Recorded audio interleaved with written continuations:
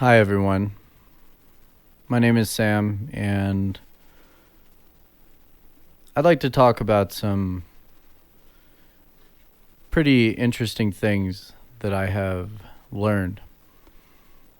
So, starting about 3 or 4 years ago, I got very interested in Jungian psychology and began to get very invested in trying to understand what the process to individuation is. And this ultimately was a fruitful endeavor in many ways, but when I consider primary issues that I ran into when trying to digest the material, I ultimately ended up confusing myself for a long time. Like many people who have gotten into Jung, they listened to maybe a Jordan Peterson or an Alan Watts lecture and was interested because they spoke so highly of his work. And it's not unfounded. They definitely had their place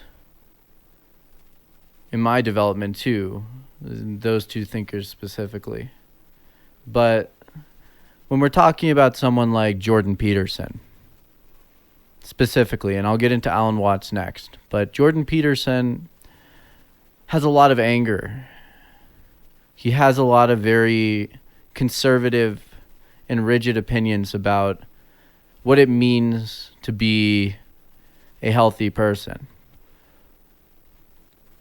For me, I later found out about traits in myself where by clinging to Jordan Peterson's doctrines of competence, that I ultimately repressed my own disability in some sense of being on the spectrum, because there's some things that I am not going to be quite as competent at, and it's not like doing plumbing. It's something that I have to accept in myself.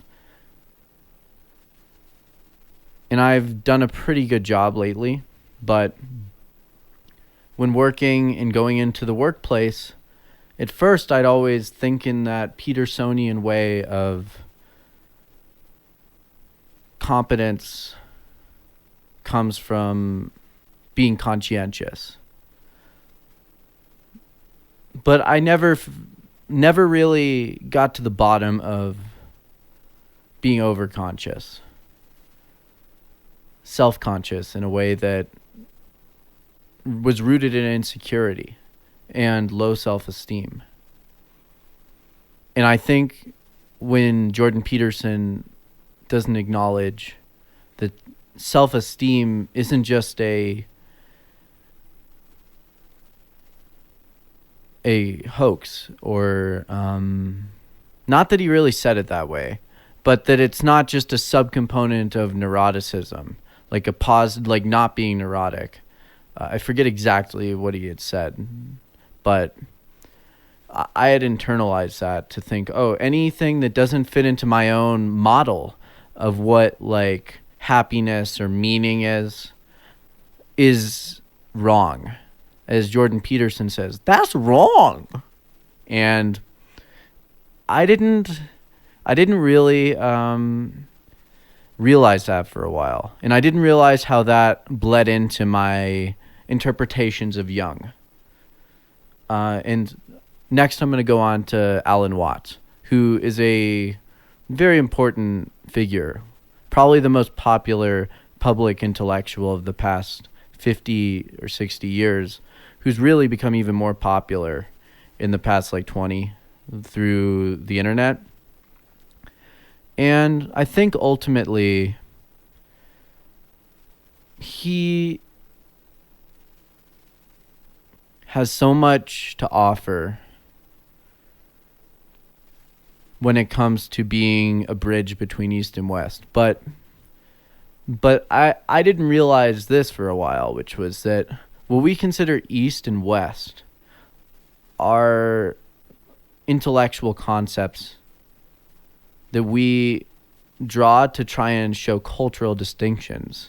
But when we're talking about the 21st century, the borders of what East and West are and their fixed nature is no longer relevant to the conversation, because there are traditions in the East and West that have remained largely isolated. Like, I grew up in a Chabad Jewish community, and they're very traditional in their approach to the Kabbalah or the Talmud or any like practice. When we're in temple, they're doing it in a way in line with ancestral tradition. But just like the West, the East isn't something that us Westerners need to worship as if it's unconditionally more refined or separated from Western culture. It's not any different than the philosophical language we use of modernism and postmodernism, because it shows we use these dichotomies, and they ultimately end up being intellectual models. And if we cling to them, they become null, they become ineffectual.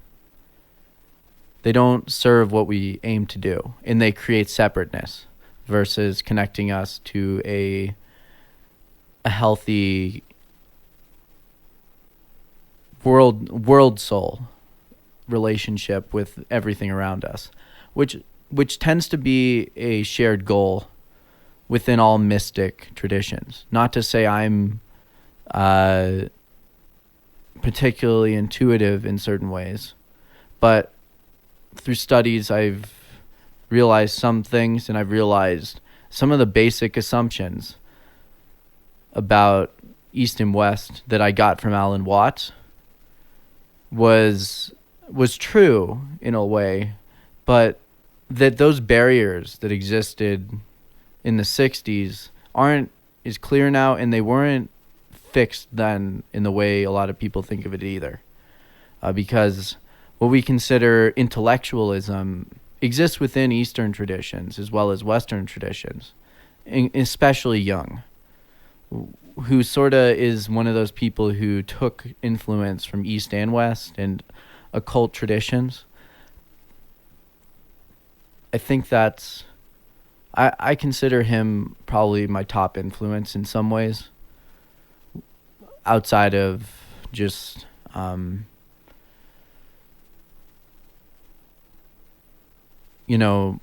maybe my own family influences and people in my life that I like. When it comes to intellectual figures, Jung has been my top influence. Something I think you should be aware of, though, when you approach Jung, is that when he says you search for wholeness, that can be a dangerous ideal to have, because if you think of it as like, I'm not complete, you're thinking of yourself as a fragmented person. And I'm not saying that's not true. Maybe there's a part of your personality that goes out of control.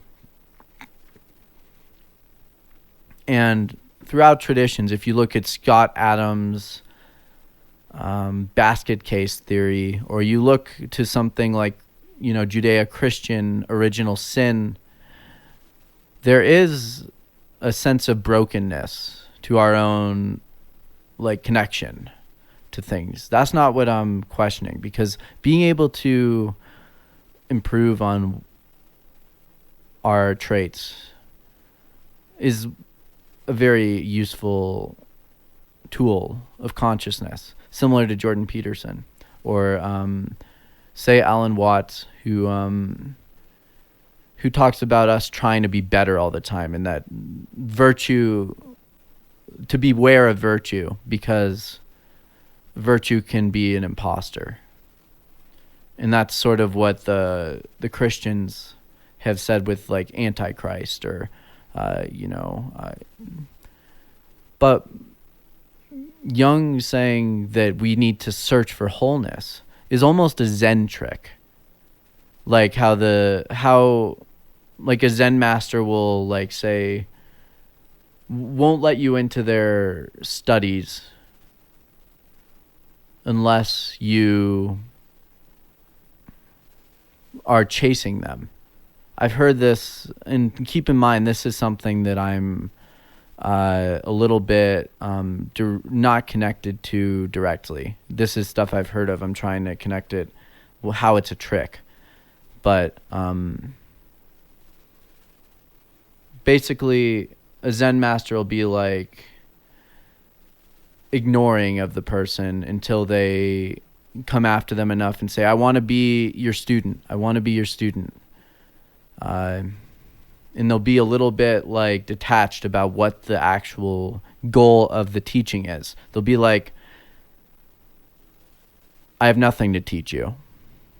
And I feel like Carl Jung employed those tactics when it comes to like, you should be search for wholeness. Search for wholeness. It's like searching for love. But the only way to accept love is to love yourself, or have a relationship of knowing what you love in yourself, and then you can not need things from other people to validate that you are loved. In the same way, if you're looking for wholeness and you don't feel whole in yourself, and you tell yourself that you're not a whole person, then it's a trick that we play in our own minds. So I don't necessarily think Jung is deceptive in his trick. I almost think it's a teaching mechanism to try and realize in the student that they can connect everything. And once they feel like they're whole, they'll know they're whole. But on some other level, I feel like he almost was searching for wholeness himself. And that might have been a blockage for him. But I can't make any heavy or strong conclusions on what his intentions were. But I found that when I was studying Jung, that I almost felt like I was incomplete, and that I had to search for what would make me whole, because I was on the search for wholeness. And I went by his strict definitions. So when I'm looking at my intellectual history of like, we're looking at Jordan Peterson, Alan Watts, Carl Jung, and like the difference between Alan Watts and Jung.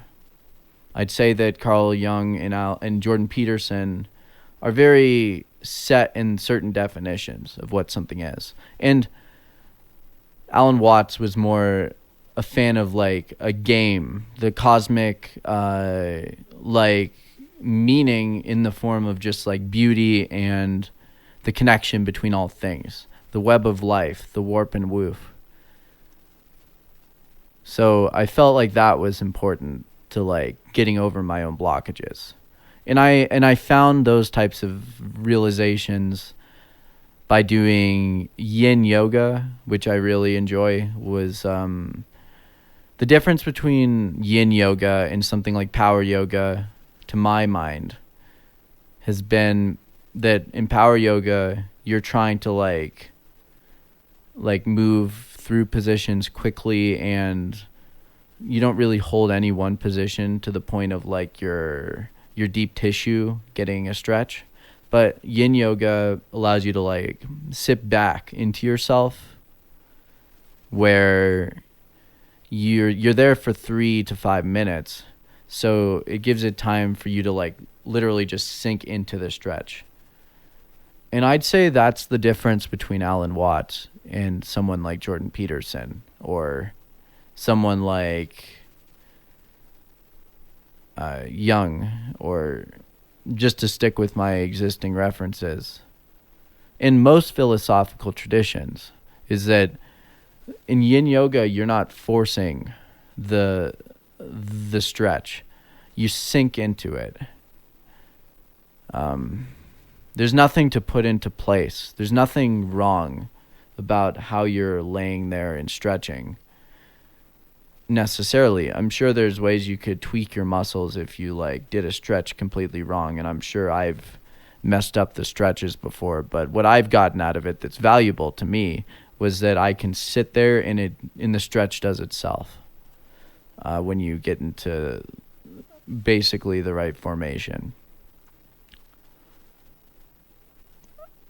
Another thing that I think ties in to this is, how do we feel about our own sense of control? How much validation do we need from the community around us, the community we were brought up in, our family? Because for me,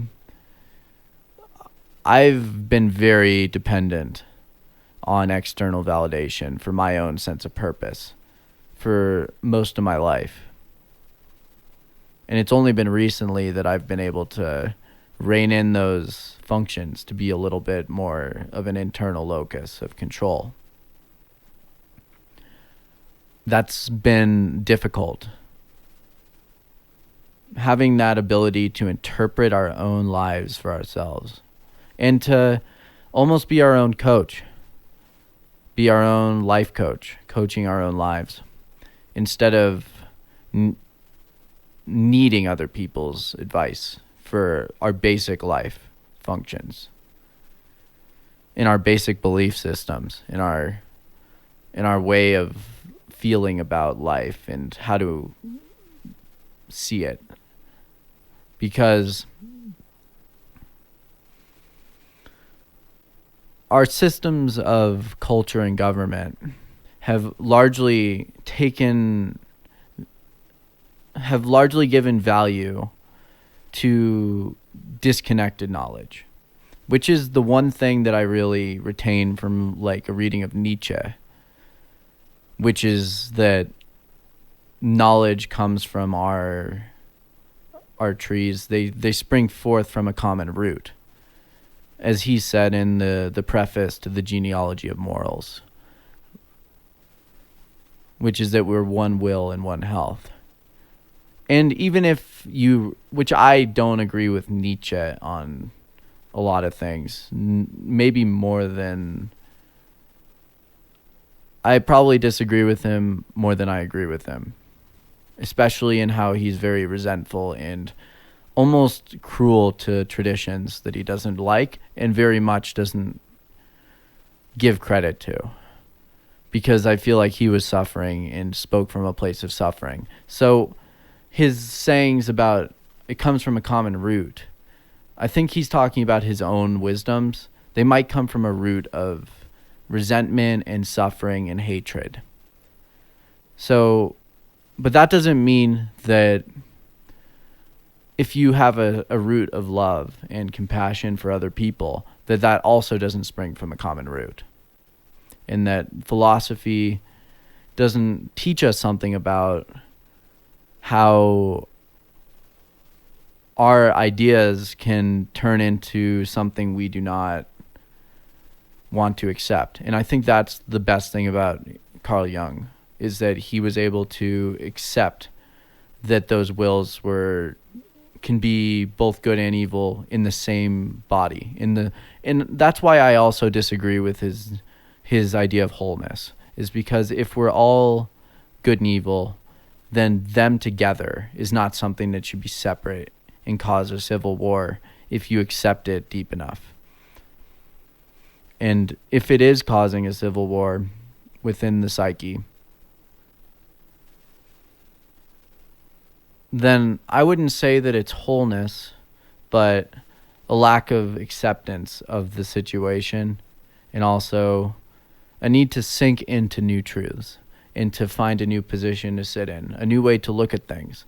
And Ram Dass said something really interesting on this about his guru, about love everyone and tell the truth, is what his guru said to him. He'd hit him on the head and go like, Dao, Jiao. And Ram Dass would like be resentful, angry, and go about like criticizing all the people around him. And until he found out that you have to love everyone and tell the truth and find a place to look at it from that fosters that.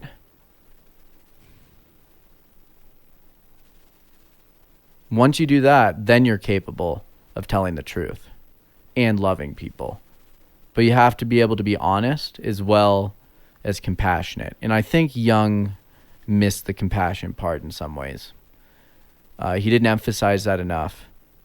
Certainly Nietzsche didn't. I think Alan Watts did a great job being compassionate in his speaking. And that's why I think he's retained so much popularity, is because his words come from a place of acceptance of the facts, not of seeking to be different or more whole. And maybe Jung actually wasn't seeking wholeness himself, and he used that and he felt completely whole in himself, like he was a full person, but he used it as a trick to try and get other people to realize that what they're doing in their own minds is a trick, like a Zen master, as I said. I'm sure there's plenty of other better examples that someone could draw, but I'm trying to, that was just one off cuff.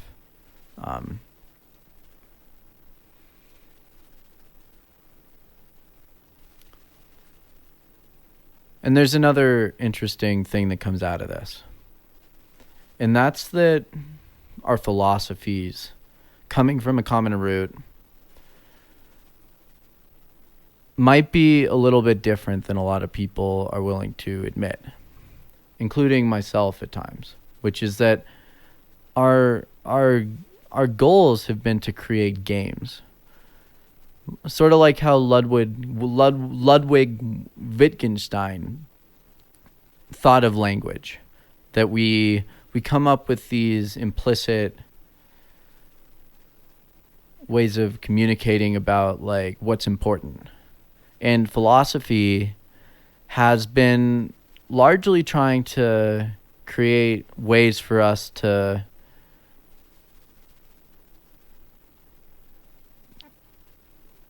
play certain types of games. And a lot of that has been looking for the absolute truth of what something is, trying to rigidly define what truth is or what beauty is. But there's something to that that really gets under my skin nowadays. And that's that I don't feel like I'm one who's capable to tell other people what their truth should be. And I don't think that, I don't really think that that's serving what we as a species and as people that are aware of, if we actually are aware of what's important, should be looking for right now. Because if we're creating games where we're trying to compete with what truth is real, what's fake, what's a lie, what's truth, what's less refined or more refined, what's better, always trying to self-improve, we get caught in this ego trip where we're always trying to one-up someone else or even just one-up ourselves in a way that condescends the previous version of ourselves. And for this, I really look to Slaughterhouse-Five, the book, Kurt Vonnegut, where he used the Tralfamadore metaphor about how like a whole lifetime could be like condensed and understood to like a great intelligence beyond us as just a caterpillar or something that like a 7-dimensional caterpillar where everything's all connected, where the legs all move themselves, and our life does that.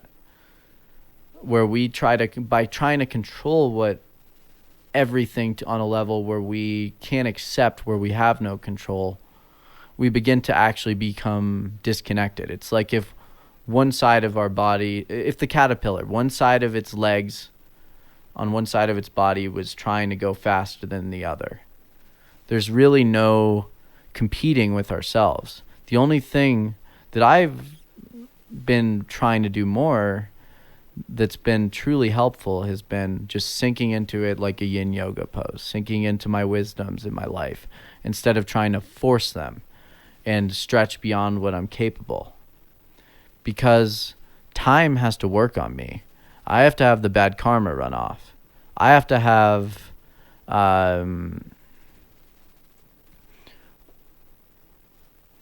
the warp and the woof have to go together. They can't be lazy and sloppy if I want to have a piece of art in myself that's been thoroughly connected. And that doesn't mean that I'm not a whole person, though. Because if you're operating on the Vonnegut model of like our lives are sort of like beyond our capacity for riddle, and you don't actually believe that you can define everything in your life with precise scientific definitions, then you realize that a higher power is part of life. It is a condition. And the Alcoholics Anonymous group really does realize that. They're geniuses about respecting that people's higher powers are for them to define, and not for me or you or anyone to tell them is wrong, because the goal is not to have a game where we condescend each other and compete for recovery. The game is that none of us relapse and go back to rehab or dead on the streets. And that's the nature of this game I'm talking about. It's nothing trivial. For example, the 12-step game is one of life and death, just like the wartime game is of life and death. But there's differences between which games actually generate health and which games lead to senseless death and suffering. Considering our nuclear weapons and our climate change and our capacity to ultimately self-destruct, I think it would be a will of complete ignorance to deny the fact that we can suicide our entire civilization without even trying. So, by seeing our games, our society, our game of economic monopoly, where we circulate one currency and spread it everywhere and force people to use it, is in itself a game. Whether we take it as something that has the capacity to be laughed about or seen differently is our decision as a culture. But by being a really serious guy and not having openness to the possibility that certain things in our entire culture, global culture, when looking from space, if we're looking at ourselves, like without being connected to East and West and modernism and postmodernism and reform and conservatism and liberalism and republicanism, we don't need to cling to our models beyond where they actually serve healthy development of our culture and our people. And if our currency is one that does not foster that, then the game is something that we should be talking about more. The basic principles of the games we play in our daily life. The game of buying as many cars as we can to look good. The game of buying clothes because we want other people to like them. The game of getting famous on TikTok because I want to get out of my parents' house, or I want to do this because I'm afraid of this, or the fear will be, I love this so much, but I hate where I'm at. And if we're not able to accept the basic conditions of our current life, then there's nowhere to escape from your own soul and your own heart. And remember that the road to hell is paved with good intentions.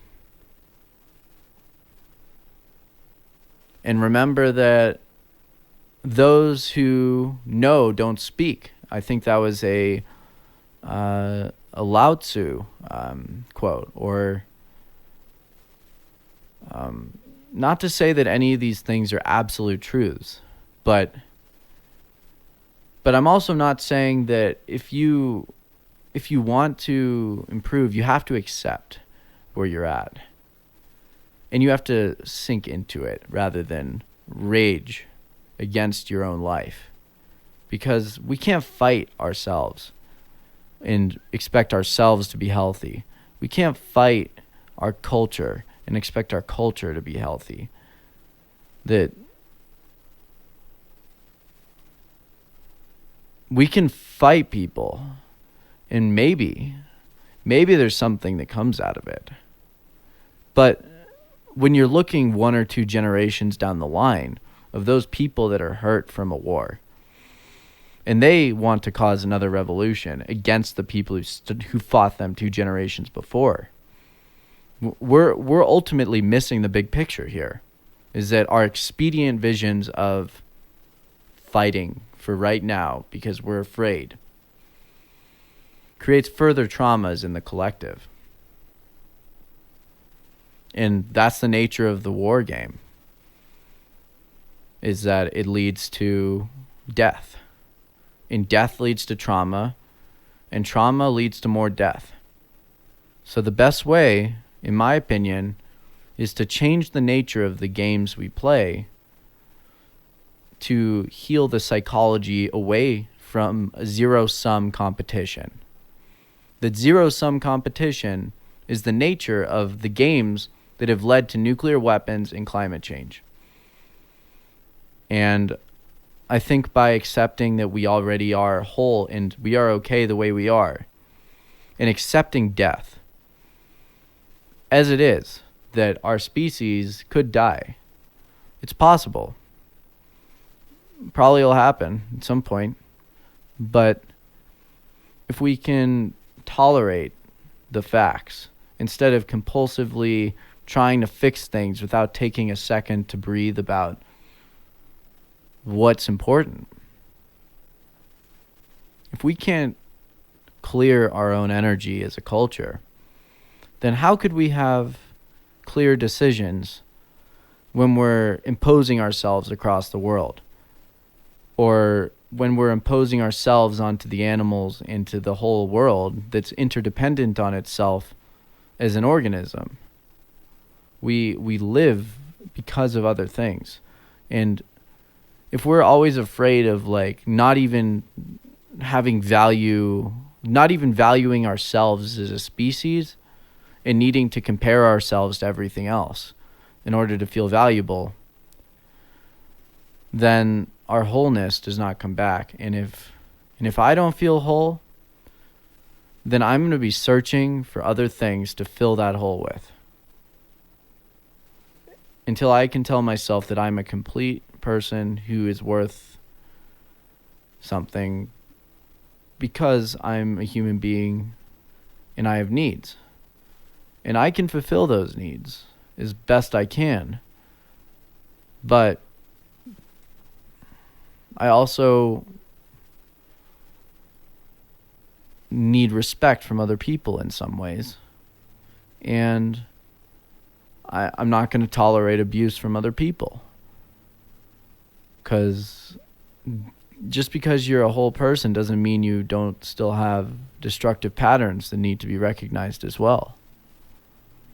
So I guess the basic moral of what I'm saying is that The second our models become ineffectual, when searching for wholeness becomes the reason you're not whole, then, or needing to be saved is the reason you aren't able to take care of yourself, or needing your truth to be defined a certain way is the reason you can't have a conversation without getting angry. And if you can't just be happy in the moment. I guess that's where I draw the line about when any given model is useful. And on that note, I'm going to log off now, and I appreciate your time, and I hope this was valuable. Sorry it wasn't so polished. This is my first attempt just speaking off the dome, but I appreciate it, and I hope it was valuable. Thanks.